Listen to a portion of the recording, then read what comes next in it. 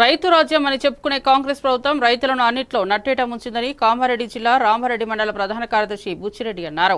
గత బీఆర్ఎస్ ప్రభుత్వం 30 కిలోల బ్యాగును 840కి ఇస్తే రైతుల ప్రభుత్వం ఇందిరమ్మ ప్రభుత్వం అని చెప్పుకునే కాంగ్రెస్ ప్రభుత్వం 30 కిలోల జిలుగు బ్యాగును 2140 రూపాయలకు ఇవ్వడం జరుగుతుందని ఆయన అన్నారు. రాబోయే రోజులలో రైతులతో గెలిచిన మీ ప్రభుత్వానికి రైతులు తగిన గుణపాఠం చెప్తారని చెప్పడం జరిగింది. ఈ కార్యక్రమంలో బీఆర్ఎస్ పార్టీ మండల యూత్ అధ్యక్షులు రవీందర్ రెడ్డి, మాజీ సర్పంచులు గంగారం, రాజు, మాజీ ఎంపీటీసీ రాజేందర్, మాజీ ఉప సర్పంచ్ పోతునూరి ప్రసాద్ తదితరులు పాల్గొన్నారు. ఉప సర్పంచ్ ప్రసాద్ కావచ్చు, రవీందర్ రెడ్డి, ఇంకా చాలా మంది, మా ఎంపీటీసీ రాజేందర్ గారు, ఇంకా మా మాజీ జనరల్ సెక్రటరీ ప్రవీణ్, మన మైపాల్ గారి ఆధ్వర్యంలో, సుధాకర్ గారి అందరి ఆధ్వర్యంలో ప్రెస్ మీట్ పెట్టడం జరిగింది. ఈరోజు మన వర్షాకాలం సీజన్ స్టార్ట్ అవుతుంది. ఆల్రెడీ వర్షాలు పడుతున్నాయి.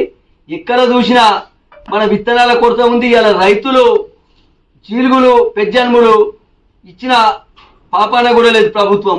ముఖ్యంగా రామారెడ్డి మండలంలో 11,000 ఎకరాల వరి విస్తీర్ణం ఉంటే ఈరోజు 200 బస్తాలు, ముష్టి 200 బస్తాలు అంటే దగ్గర ఒక 500 ఎకరాలకు వస్తుంది. ఆ జీలుగులకు పొద్దున 500 మంది లైన్ కట్టి చెప్పుల లైన్ పెట్టి 4 గంటల నుంచి ఇబ్బంది పడుతున్నారు. ఒకటే చెప్తున్నాం రాష్ట్ర ప్రభుత్వానికి, ముఖ్యంగా మీరు రైతు ప్రభుత్వం అని చెప్పుకునే ముఖ్యమంత్రి గారికి, మా గతంలో ఉన్న ముఖ్యమంత్రి కేసీఆర్ గారు టీఆర్ఎస్ ప్రభుత్వం ఉన్నప్పుడు రైతులకు